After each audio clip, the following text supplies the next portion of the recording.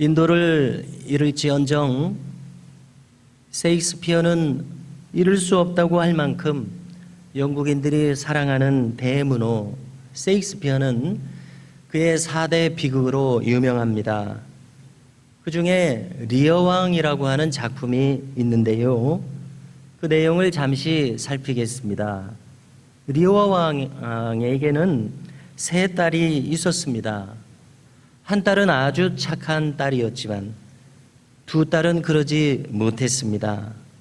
코델리아라고 하는 이 착한 막내딸은 말을 할 때에 진실되게 말을 하고 또 절제하면서 말을 하기에 아버지가 그만 이 딸의 진가를 알아보지 못했습니다. 반면에 다른 두 큰딸은 아버지로부터 받을 것이 많기에 이제 이 아버지의 환심을 사고자 아첨하기를 마다하지 않았습니다. 그리하여 리아 왕은 결국 막내딸에게 화를 내며 그를 내쫓았습니다. 그리고 자신의 왕국을 두 큰 딸들에게만 나누어 주었습니다. 하지만 이처럼 큰 은혜를 받은 두 딸은 돌변합니다. 먼저 아버지의 경호부대를 반으로 줄여버립니다. 이런 식으로 해서 점차 아버지를 배반하고 그의 모든 것을 빼앗기까지 이릅니다. 그야말로 아버지의 큰 은혜를 원수로 갚는 비극이 펼쳐지고 그 비극은 결국 한 가문과 왕국을 무너뜨리고 만다는 이야기입니다. 제가 구원과 치유라고 하는 신대원 시절에 목회학 수업을 받을 때에 들었던 이야기 한 토막을 나누겠습니다. 오스카 와일드라고 하는 작가가 쓴 허구적 단편 소설인데요. 이 소재는 간단합니다. 예수님께서 복음서에서 고치신 사람들이 많지 않습니까? 수많은 치유가 있었습니다. 이런 이적들 중에는 놀랍게도 죽은 사람이 살아난 이적도 있었습니다. 그런데 복음서를 가만히 보면은 이렇게 고침받은 사람들의 뒷이야기가 자세히 나오지 않습니다. 바로 이 소설은 그 뒷이야기를 상상으로 써낸 소설입니다. 이제 예수님께서 과거에 고쳐주셨던 사람들이 어떻게 좀 잘 살고 있나 찾아가 보십니다. 주님이 먼저 만난 사람은 길거리에 있는 술주정뱅이였습니다. 언젠가 나를 본 것 같은데 나를 아시오? 주님이 물으셨습니다. 그러자 그가 대답합니다. 알다마다요 주님. 저는 본래 안진병이었는데 주님이 저를 고쳐주시지 않았습니까? 제가 그때에는 빌어먹기라도 했는데 건강해지고 보니 그때까지 제가 뭐 배운 일이 있어야지요. 누가 저를 써주는 사람도 없고 그래서 이래저래 타락하게 되었습니다. 그래서 술 없이는 하루도 살 수 없는 이런 사람이 되었습니다. 저런 그리 되었구나 말씀하시고 또 한 사람을 만났습니다. 홍등가의 여자였습니다. 아니 그때 너를 구원해 주었거늘 아직도 똑같은 일을 하고 있느냐?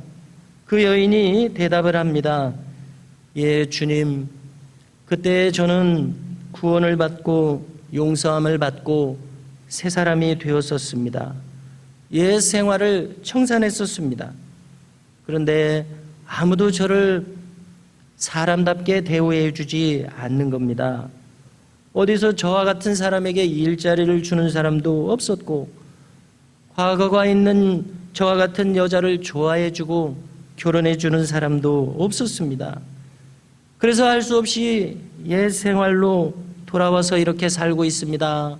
라고 대답을 하는 겁니다. 그리고 또 한 사람이 있었는데요. 낯익은 얼굴에 그는 거리에서 주먹질을 하고 있었습니다. 아니 자네는 어쩌다가 이렇게 폭력이나 쓰는 사람이 되었나? 대답합니다. 예 주님, 저는 원래 안 못 보는 사람이지 않았습니까? 제 눈을 열어주시니 얼마나 감사한지 몰랐습니다. 그런데 보지 못할 때는 몰랐는데 눈을 뜨고 보니까 이 세상에 눈 뜨고 보지 못할 놈들이 왜 이렇게 많습니까? 이 사회에 이렇게 부조리가 많고 부정부패가 많고 불평등이 이렇게 많은 겁니까? 우라같이 밀어서 주먹을 쓰다가 이렇게 되고 말았습니다 라고 대답을 했습니다. 이 사람들은 분명 처음에 구원을 받은 사람들이었습니다.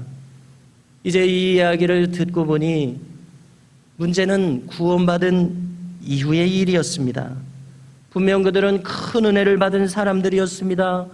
그런데 이후에 그 큰 은혜가 다 소멸되어 없어지고 말았습니다. 받은 바 이 큰 은혜를 간수할 수가 없었던 것입니다. 그래서 오늘 여기 있는 우리의 문제도 본질적으로 똑같은 것을 깨닫게 됩니다. 우리는 지나간 시간 동안 이미 많은 은혜를 받았습니다. 그렇지만 그 은혜를 아주 깊이 나의 것으로 잘 소화하고 있지는 못한 것 같습니다. 그러기에 우리의 마음속에 감사가 부족하지 않은지 생각됩니다. 그리 큰 은혜가 더 큰 변화로 나를 이끌지 못하지 않았나 생각됩니다. 제가 논산훈련소에 입대했을 때의 경험입니다.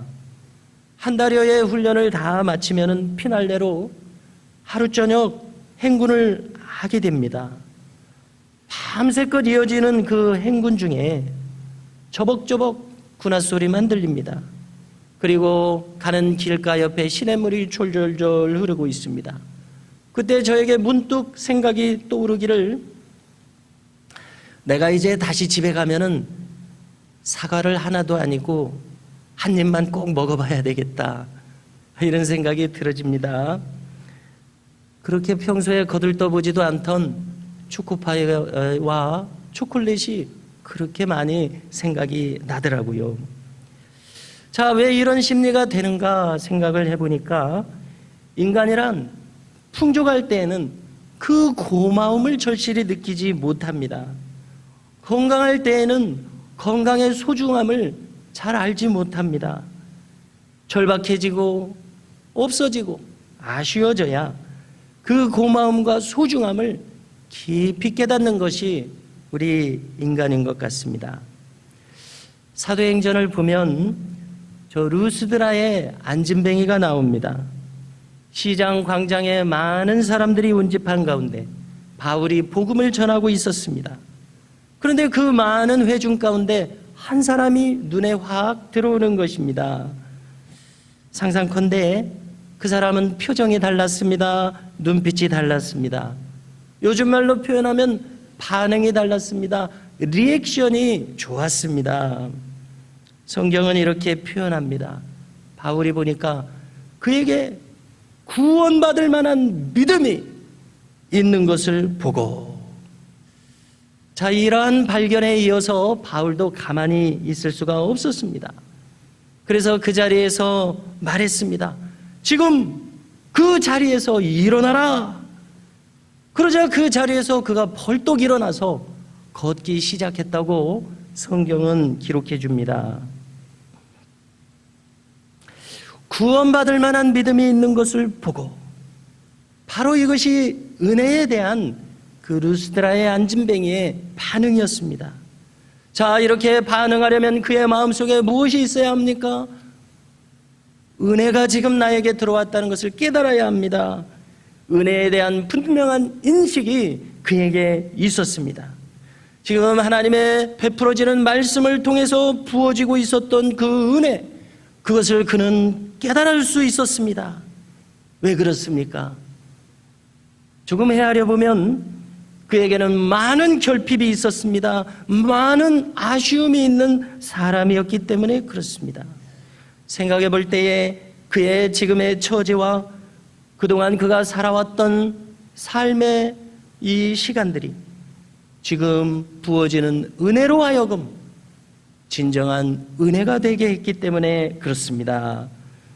사도 바울은 고린도후서 6장 1절에서 이렇게 말합니다. 너희는 은혜를 헛되이 받지 말라. 우리가 하나님과 함께 일하는 자로서 너희를 권하노니 하나님의 은혜를 헛되이 받지 말라. 바울은 자신이 세운 고린도 교회에 많은 혼란과 아픔이 있는 것을 보고 안타까운 마음이었습니다. 저분들이 은혜를 헛되이 받으면 안 되는데, 은혜를 받은 것이 나에게 나타나서 변화된 사람들로 살아가야 하는데, 이것이 바로 바울의 안타까운 마음이었을 것입니다. 그래서 은혜를 헛되이 받지 말라 간곡히 권면했습니다. 생각해보면 바울은 많은 사람들이 은혜를 헛되이 받고 떠나가는 것을 목격했습니다. 데마라고 하는 인물은 사랑하는 제자요 동역자였습니다. 그렇지만은 그에 대한 문장은 단 한 문장으로 끝나고 있습니다. 그는 세상을 사랑하여 세상으로 떠나가 버리고 말았습니다. 이렇게 보면은 예수님의 12 제자 가운데서도 뒤처진 사람이 있었습니다. 누군지 다 아시지요? 은혜를 헛되이 받았기 때문이라고 우리는 생각지 않을 수 없습니다. 은혜에 대한 인식, 은혜에 대한 있어야 할 그 마땅한 반응, 이것이 그에게는 없었다고 밖에 우리는 달리 생각할 길이 없습니다. 저의 지나온 시간을 돌이켜보는 기회가 종종 있는데요, 참 고마운 시기를 내가 지냈었구나, 이런 것이 떠오릅니다. 지금 떠오르는 것은 그때 그러한 기회가 없었다면 지금의 나는 어떤 모습일까, 이런 생각까지 드는데요, 그것은 저의 한 경험 중에 중고등학생 시절에 이제 중고등부 학생의 예배를 드리지 않습니까? 그러면 그 설교 시간이 일주일 내내 그렇게 기다려지는 거예요. 설교 듣는 시간이 그렇게 감격이 되는 시간이었습니다. 그래서 저는 생각하기를, 학교에 존경스러운 선생님이 중고등 학생 시절을 지내면서 많은 분들을 배웠고, 이렇게 좋은 선생님들에 대해서 그런 마음이 있었습니다마는, 저는 생각하기를, 그런데 그 어떤 선생님보다도 이 설교 말씀이 베풀어지는 이 시간이 그렇게 귀할 수가 없는 그런 경험을 했습니다. 그야말로 스펀지처럼 하나님의 말씀을 좋아하고 흡수하는 그런 시간이었다고 기억됩니다. 바로 그 시간, 은혜의 시간이었습니다. 우리는 은혜를 이렇게 이해하면 되리라 생각합니다. 흔히 말하기를 소도 비빌 언덕이 있어야 한다. 우리가 잘 아는 말인데요, 무슨 의미입니까? 근본 미천이 뭐가 좀 있어야 거기서부터 출발할 수 있다는 그런 이야기 아닙니까? 예를 들어서 우리가 수영하는 것도 이치를 잘 생각해 보면은 물이 있으니까 수영을 할 수가 있습니다. 물은 떠받쳐주는 부력이라는 힘이 있지 않습니까? 그것이 있으니까 거기서부터 내가 수영을 할 수 있는 그런 미천이 되고 있습니다. 그래서 신앙에 있어서도 이것은 마찬가지입니다. 은혜의 부력, 이미 하나님께서 먼저 부어주시는 은혜가 있었기에 내 속에서 신앙이 생겼다는 것입니다. 그래서 오늘 말씀도 분명히 우리에게 알려주고 있습니다. 8절 말씀을 다시 한번 주목하여 들어보십시오. 너희는 그 은혜에 의하여 믿음으로 말미암아 구원을 받았으니 이것은 너희에게서 난 것이 아니요 하나님의 선물이라. 이 말씀에 의하면 은혜를 깨달은 사람은 절실히 알게 되는 것 하나가 있습니다. 그것은 이 은혜는 내가 자생적으로 만들어낸 것이 아니라는 이러한 자각입니다. 어디선가부터 이것이 나에게 지금 주어졌고 부어졌습니다. 즉 하나님께서 나에게 거저 부어주신 은혜가 이미 있었습니다. 그래서 오늘 말씀에서 이 은혜는 하나님의 선물이라고 바울은 자신의 깨달음을 우리에게 일러주고 있습니다. 자, 이제 생각해 보십시오. 그렇다면 여기 어디에 나의 것이라고 주장할 수 있는 이유가 있습니까? 다시 말해서 교만할 수 있는 근거가 있습니까? 내 힘으로 된 것이 아닌 것을 아는 사람이 어디 이 모든 좋은 것들에 대해서 나의 공로로 주장할 수가 있겠습니까? 그러므로 우리가 가지게 되는 결론은 이것입니다. 진정으로 은혜를 알게 된 사람은 겸손한 마음이 될 수밖에 없다는 바로 이 점입니다. 한마디로 말해서 비빌언덕이 나에게 있었음을 알기에 교만할 여지가 없게 된다는 것입니다. 생각해보면 교만한 사람은 비빌언덕조차도 본래 자기의 것인 줄 생각합니다. 이것은 보통 큰 착각이 아닐 수 없습니다. 그래서 점점 더 교만해지게 됩니다. 교만하기 짝이 없어지게 되기까지 합니다. 그래서 은혜를 모릅니다. 감사를 생각할 수가 없습니다. 나 스스로 했는데 여기에 무슨 감사가 있겠습니까? 우리가 이제 깨어날 수 있도록 먼저 주시는 은혜, 이것을 어거스틴은 선행은총이다 이렇게 불렀습니다. 인간의 믿음조차 스스로의 자유의지로 발동할 수 있는 것이 아니라 하나님께서 먼저 움직여주시는 그 마음의 은혜가 있어야 믿음이 가능해진다는 내용입니다. 그런 말하기를 은혜가 없이는 인간의 자유의지는 아무것도 할 수 없다. 은혜가 있으면 자유의지는 이제 올바르게 회복된다 말했습니다. 종교개혁을 깊이 연구한 학자들이 많이 있는데요, 그 중에 루이스 스피츠라고 하는 학자는 루터에 대해서 집중적으로 연구했습니다.